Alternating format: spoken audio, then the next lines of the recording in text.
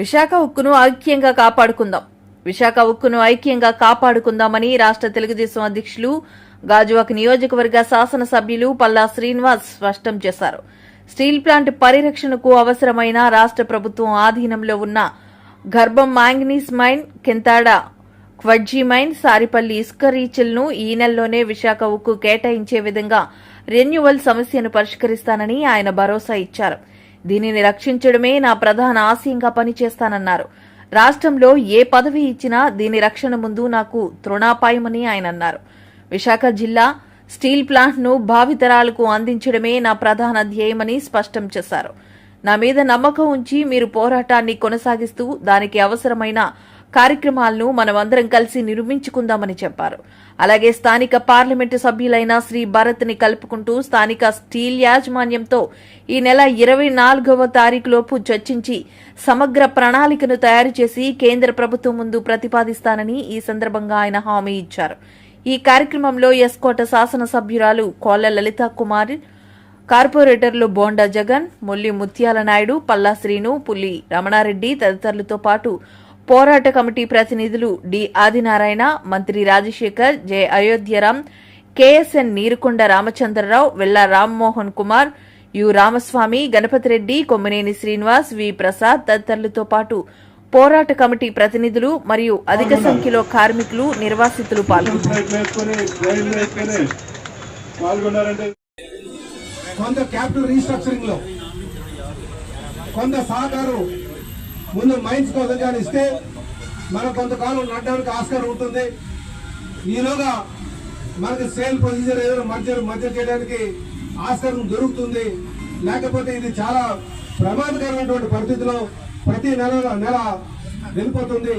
దీన్ని లాగడానికి కొంత ఉపశమనం గమనించడానికి కొంత ఆర్థిక సహాయం చేస్తే బాగుంటుందని చెప్పేసి వారు చెప్పడం జరిగింది.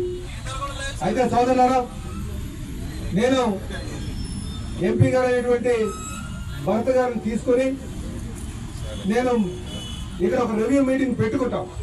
ఈ 24 లోపల పెట్టుకొని ఏ విధంగా చేయాలి అని ఒక ఆలోచన తెచ్చుకొని ముందుకు వెళ్తాం. నా మీద మీరు భరోసా పెట్టండి, నమ్మకం పెట్టండి అని చెప్పేసి ఈ సందర్భంగా తెలియజేస్తున్నాం. నేను ఏ విషయం కూడా ప్రయారిటీ తీసుకోను. నా ప్రయారిటీ నా నియోజకవర్గం సంబంధించి స్టీల్ ప్లాంట్ అని చెప్పేసి మీకు తెలియజేస్తున్నాను.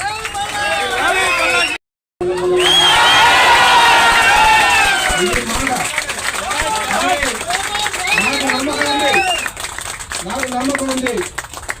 ఈ ప్లాంట్ ను పరిరక్షిస్తాను, ముందుకు తీసుకెళ్తాను, భవిష్యత్ తరాలకి ఇది అందుబాటులో ఉండేటట్టుగా చేస్తానని చెప్పేసి మీకు ఈ సభాముఖంగా తెలియజేస్తూ, అలాగే ఈ పోరాట కమిటీకి కూడా తెలియజేస్తున్నాను. నమ్మకం నా మీద పెట్టండి. మీరు టెండర్ రన్ చేసినా రన్ చేయకపోయినా సరే బాధ్యత నాదని చెప్పి నా ఆఫీసు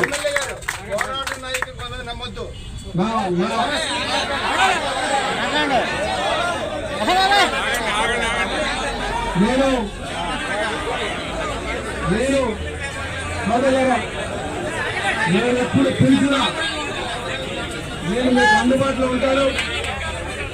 నేను ఎప్పుడు కూడా ఇక్కడే ఉంటానని చెప్పేసి, ఈ ప్లాంట్ పరిష్కారం వచ్చే వరకు కూడా మీతోనే ఉంటానని చెప్పేసి ఈ సందర్భంగా తెలియజేస్తూ ఇస్తానని చెప్పిన తర్వాతే నాకు ఈ మెజారిటీ వచ్చింది.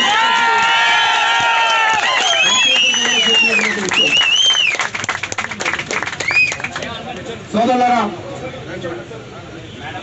అందుకే నిన్న నాకు తెలుగుదేశం పార్టీ రాష్ట్ర అధ్యక్షుడిగా నియమిస్తూ పత్రం తీసుకున్నారు. నేను సాయంకాలం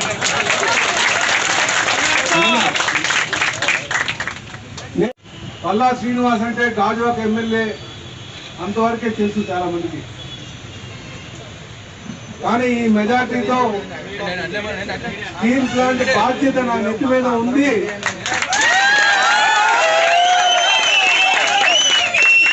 అంతా మొత్తం 175 నియోజకవర్గంలో ఉన్నటువంటి ప్రతి ఒక్కరికి కూడా తెలిసినటువంటి విషయం. అందుకే నేను ఏ సందర్భంలో మీకు ఇంత మెజారిటీ ఎలా వచ్చింది